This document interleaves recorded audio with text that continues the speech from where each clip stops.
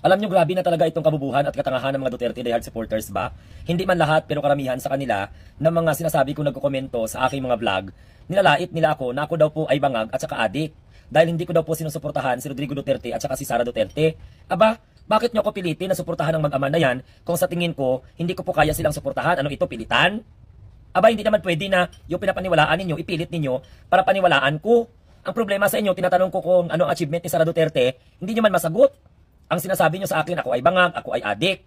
So kung adik at saka bangag ako dahil sumusuporta ako kay PBBM at sumusuporta sa gobyerno, so ano kayo ng mga maka-Duterte? May mga sayad, may mga saltik, mga buang, mga tingkuling, trililing, may liki, may tralala, tralulo. Ganon ba yon? Aba, wag nyo ipilit sa amin. Nasuportahan namin ang mga Duterte dahil unang-una, kaya nga kami kumalas dahil hindi na kami sumusuporta sa kanya. Mahirap ba intindihin yon? Kung gusto nyo magiging Pangulo si Sara Duterte, edi kampanya ninyo, panalunin ninyo, i-congratulate ko. Pero kung matalo, edi, mirisi. Okay? So,